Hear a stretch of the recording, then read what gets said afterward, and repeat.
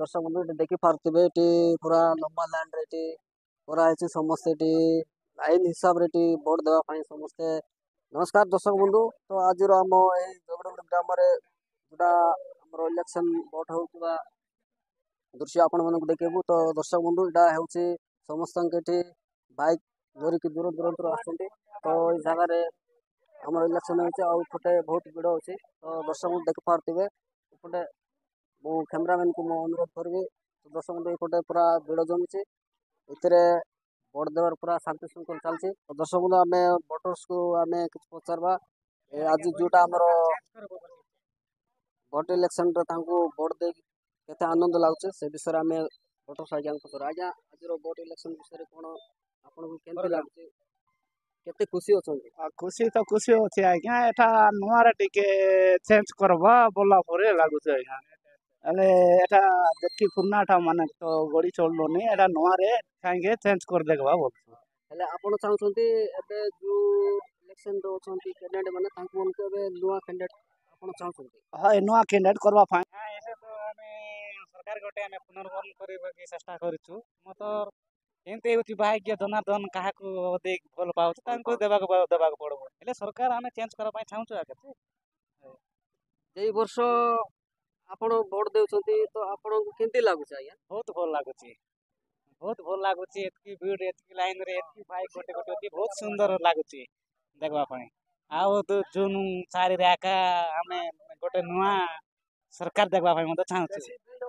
ତ ଦର୍ଶକ ବନ୍ଧୁ ଜାଣିପାରୁଥିଲେ ଯୋଉ ଆମର ଭୋଟର୍ସ ଭାଇ ମାନେ କହୁଥିଲେ ତ ଏବେ ଆମେ ନୂଆ ସରକାର ଗଢ଼ିବା ପାଇଁ ଚାହୁଁଛୁ ତ ସେଥିପାଇଁ ଏଠି ସମସ୍ତେ ଆମର ଭୋଟର୍ସ ମା ମାନେ ମଧ୍ୟ ଅଛନ୍ତି ଆଉ ଜଣେ ଆମର ଭୋଟର୍ସ ଆଜ୍ଞା ଅଛନ୍ତି ତାଙ୍କ ମୁହଁରୁ ଆମେ କିଛି ଆଜିର ଭୋଟଦାନ ବିଷୟରେ ଆମେ କିଛି ବୁଝିବା ତ ସେ ଆଜ୍ଞା କହିବେ ଆଜିର ଭୋଟଦାନରେ ଆପଣ କେତେ ଖୁସି ଅଛନ୍ତି ଏବଂ ଭୋଟ ଯୋଉ 5 ବର୍ଷ ଥରେ ଆସେ ତାଙ୍କ ଖୁସିରେ ଆପଣ କ'ଣ କହିବେ ଖୁସି ତ ସମସ୍ତଙ୍କୁ ଚାଷୀ ଭାଇ ଭଉଣୀମାନଙ୍କୁ ସମସ୍ତେ ଖୁସି ଅଛି କିନ୍ତୁ 5 ବର୍ଷକୁ ତ ଗୋଟେ ଥର ଭୋଟ ପଡ଼ୁଛି ଖୁସି ତ ସମସ୍ତଙ୍କୁ ଖୁସି ଅଛି କାହିଁକି ଯଦି ଭୋଟ ପଡ଼ୁଛି ମୋତର ଭୋଟରେ କିଛି ମୂଲ୍ୟ ହେଉଛି ମୋତର ଚାଷୀମାନଙ୍କୁ ନାହିଁ କି କିଛି ରାସ୍ତାଘାଟ ବି ନାହିଁ କି ନଳଚୁଆ ବି ନାହିଁ କି ଚାଲବା ପିଇବା ପାଣି ମିଶା ନାହିଁ ସବୁ ବାଟେ ଅସୁବିଧା ଅଛନ୍ତି ସେଟା ପାଇଁ ସରକାର ନୂଆରେ ଘୋଷଣା କରିଛନ୍ତି ନୂଆ ଶାସନକୁ ଦେବା ବୋଲିକରି ବିଚାର କରୁଛନ୍ତି ତ ଦର୍ଶକ ବନ୍ଧୁ ଏବେ ଶୁଣି ପାରୁଥିଲେ ଭୋଟର୍ସ ଆଜ୍ଞା କହୁଥିଲେ ତ ଏଇ ଗାଁରେ ଆମର ଯିଏକି ଆମର ଜଗିଡଙ୍ଗରି ଗ୍ରାମରେ ଏଠି ପାରୁଥିବେ ପୁରା ଲମ୍ବା ଲାଇନରେ ଏଠି ପୁରା ଲାଇନ୍ ଅଛି ଏପଟେ ମା ମାନେ ଅଛନ୍ତି ଏବଂ ଏପଟେ ସମସ୍ତେ ଭାଇମାନେ ଅଛନ୍ତି ଏଠି ପୁରା ଲାଇନରେ ଚାଲିଛି ପୁରା ଶାନ୍ତି ଶୃଙ୍ଖଳାରେ ଏଠି ଭୋଟର୍ସ ମାନେ ଯାଉଛନ୍ତି ଏବଂ ଲାଇନରେ ଏଠି ଭୋଟ ଦିଆହେଉଛି ତ ଆପଣ ଦେଖିପାରୁଥିବେ ଆଉ ଏପଟେ ଅଛି ପାଣି ଟାଙ୍କି ପାଣିର ବ୍ୟବସ୍ଥା ମଧ୍ୟ ଅଛି କରାଯାଇଛି ତାର ମୁଖ୍ୟ ଅଛନ୍ତି ତାଙ୍କ ଆମର ମୁଖ୍ୟ ଅତିଥିଙ୍କ ବିଷୟରେ ଆମେ କିଛି ଆମର ଭୋଟର୍ସ ବିଷୟରେ କିଛି ଆମର ଦାସ ଆଜ୍ଞା କହିବେ ତ ଆଜିର ଯୋଉଟା ଆମର ଭୋଟ ବୁଥରେ ଶାନ୍ତି ଶୃଙ୍ଖଳା ଚାଲିଛି ତାଙ୍କ କେତେ ଉତ୍ସାହିତ ଅଛନ୍ତି ଏହି ଭୋଟରେ ଯୋଉକି 5 ବର୍ଷ ଥରେ ସେ ବିଷୟରେ ଆମେ ଆମର ଦାସ ଆଜ୍ଞା ଟିକେ ପଚାରିବା ଆଜ୍ଞା ନମସ୍କାର ଟିକେ ଆଜିର ଯୋଉଟା ଆମର ଇଲେକ୍ସନ ହେଉଛି ତ ଇଲେକ୍ସନର ଆପଣ କେତେ ଖୁସି ଅଛନ୍ତି ସେଇ ବିଷୟରେ ଟିକେ କହିବେ ଆଜ୍ଞା ଏଇଟା ତ ବହୁତ ଖୁସି ଆକା ଆଜିର ଦିନ ଆଜି ବି ଟିକେ ପାଗ ବି ବହୁତ ସୁବିଧା ଦେଇଛି ଆକା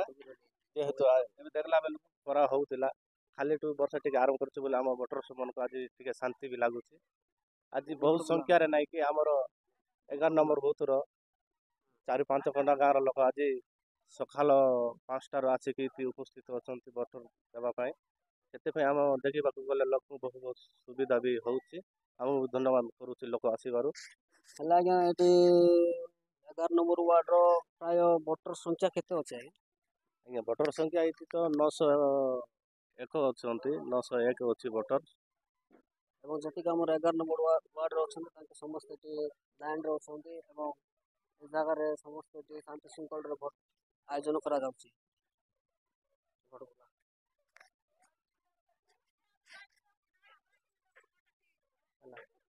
ହେଲା ତ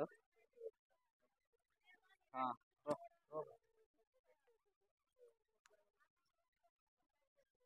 କିଛି ତାଙ୍କ ମୁହଁରୁ ଆମେ ଶୁଣିବା ତ ଆଜିର ଯୋଉଟା ଆମର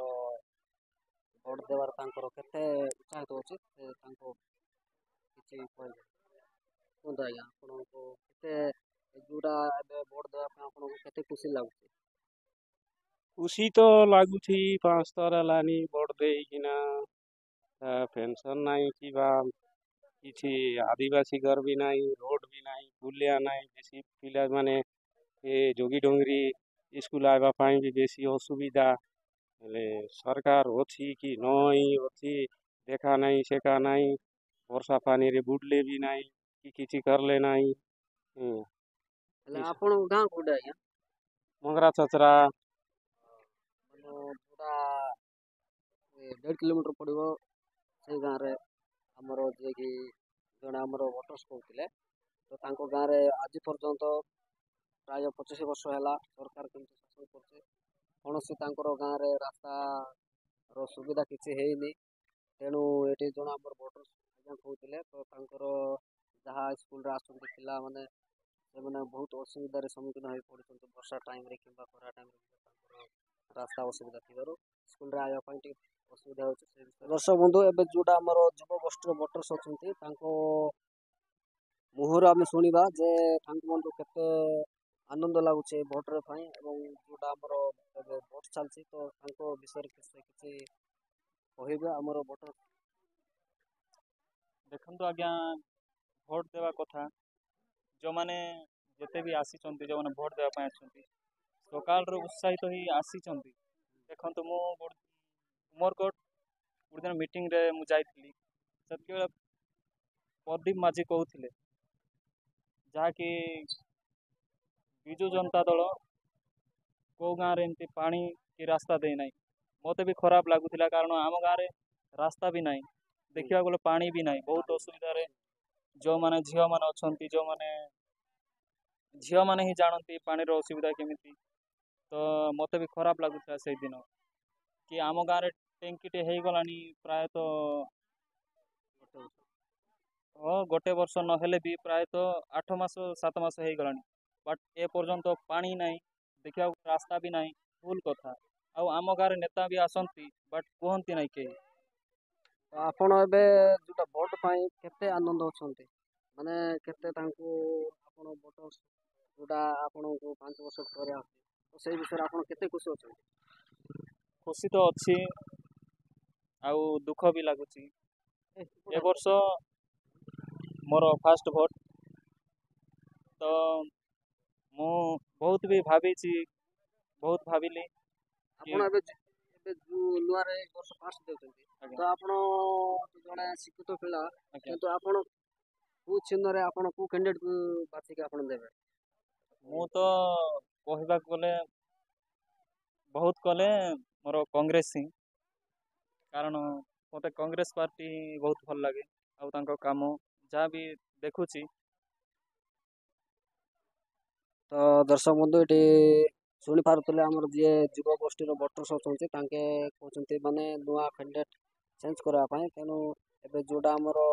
କଂଗ୍ରେସ ଅଛି ତାଙ୍କୁ ସେ କଂଗ୍ରେସ ପାର୍ଟିରେ ଭୋଟ ଦେବା ପାଇଁ ତାଙ୍କର ଇଚ୍ଛୁକ ଅଛି। ତହରା ଗ୍ରାମ ପଞ୍ଚାୟତରେ ଆମେ ଏଠି ଆସି ପହଞ୍ଚି ଯାଇଛୁ,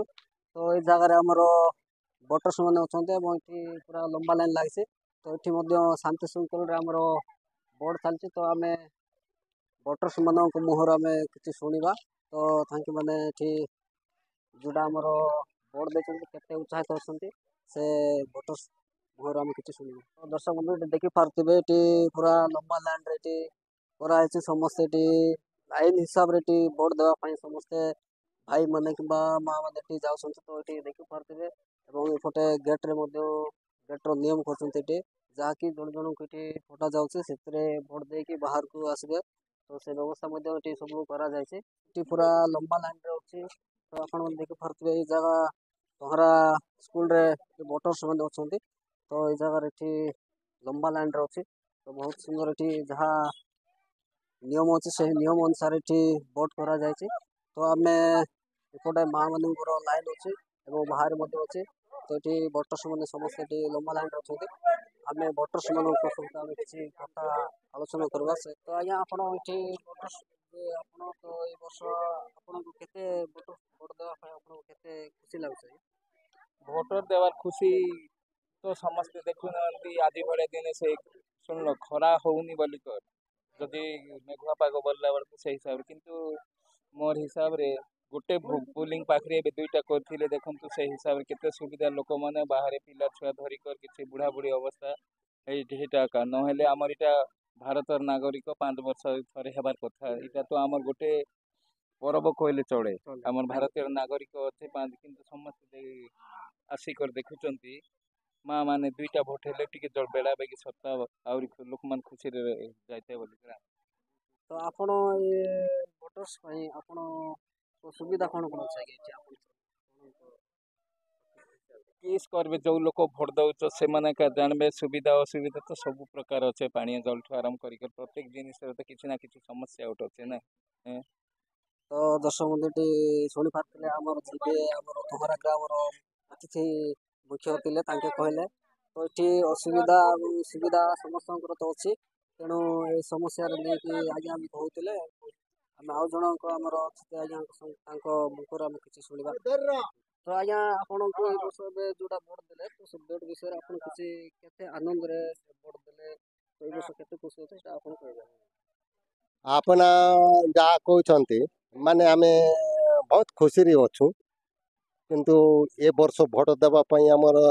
ଶାନ୍ତି ଶୃଙ୍ଖଳାରେ ଚାଲୁଛି ସୁରୁଖୁରୁରେ ଆମେ ଭୋଟ ଦେଇପାରୁଛୁ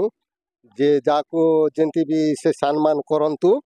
ଆମର ତ କିଛି ଯାଏ ଆସେ ନାହିଁ ମାନେ ତ ଭାରତର କଥା ତା ପାଇଁ ଆମେ ସବୁ ଖୁସିରେ ଅଛୁ ତ ଦର୍ଶକ ବନ୍ଧୁଟି ଦେଖିପାରୁଥିଲେ ବହୁତ ଆମର ଯିଏକି ମୁଖିଆ ଅତିଥି ଆଜ୍ଞା ଅଛନ୍ତି ତାଙ୍କେ ମଧ୍ୟ କହିଲେ ତ ଏଠି ବହୁତ ଆନନ୍ଦରେ ଏଠି ଭୋଟ ଦିଆଯାଉଛି ଏବଂ ଲାଇନରେ ଶାନ୍ତି ଶୃଙ୍ଖଳାରେ ମଧ୍ୟ ଏଠି ଯାଉଛନ୍ତି ଭୋଟ ଦେବା ପାଇଁ ତ ଦର୍ଶକ ବନ୍ଧୁ ଦେଖିପାରୁଥିଲେ ତଥାପି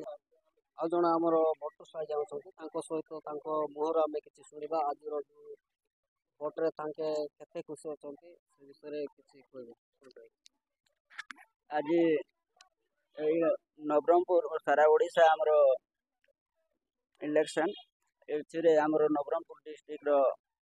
ଉମରକୋଟ ବ୍ଲକ ତୋହରା ପଞ୍ଚାୟତ ଏହି ପଞ୍ଚାୟତରେ ଆଜି ଇଲେକ୍ସନ୍ ସମୟରେ ବହୁତ ସଂଖ୍ୟାରେ ଆମର ମା ମାତାମାନେ କିମ୍ବା ଭାଇମାନେ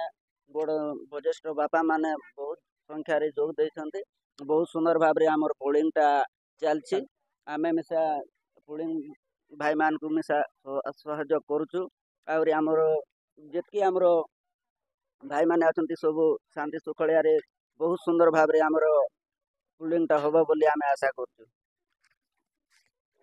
ତ ଦର୍ଶକ ବନ୍ଧୁ ଏଠି ଯେଉଁ ଆମର ଆଜ୍ଞା କହୁଥିଲେ ବୁଝିପାରିଲେ ଇଏ ଜଣେ ଆମର ଗ୍ରାମର ଆଜ୍ଞା କହୁଥିଲେ ତ ସେ କି ଗାଁର ତୁମରା ଗାଁର ମୁଖିଆ ଆମର ଡିସେମ୍ବର ଆଜ୍ଞା ତାଙ୍କୁ ଆମେ ପଚାରିବା ସେ କିଛି କହିବେ ଆମର ଯେଉଁ ଏବେ ଭୋଟର୍ସ ହେଉଛି ସେ ଭୋଟର୍ସ ଭିତରେ ଆମର ଡିସେମ୍ବର ଆଜ୍ଞା କ'ଣ କହିବେ ଶୁଣନ୍ତୁ ମୁଁ ତ ବିଜେପିର ପ୍ରଚାର କରୁଛି ବିଜେପିର ଏବେ ବର୍ତ୍ତମାନ ଆମେ କହୁନୁ ନିତିଆ ଖଣ୍ଡକୁ ଦିଅ କି ବଳଭଦ୍ରକୁ ଦିଅ କହୁନୁ ନରେନ୍ଦ୍ର ମୋଦି ପାଇଁ ପ୍ରଚାର କରୁଛୁ ନରେନ୍ଦ୍ର ମୋଦି ଯେମିତି ଜିତିକରି ଆସିବୁ ସେ ପ୍ରଚାର କରୁଛୁ ଆର୍ କିଛି କରବାର ନାହିଁ ମୁଇଁ ସମସ୍ତଙ୍କୁ କହୁଛି ମୋର ପାବ୍ଲିକକୁ ଭୋଟରମାନଙ୍କୁ ସମସ୍ତେ ଯେମିତି ବିଜେପିକୁ ଭୋଟ ଦେ ଜୟଯୁକ୍ତ କରିବେ ବୋଲି ସେତିକି ଆଗ କହୁଛି ଆର୍ କିଛି କହିବାର ନାହିଁ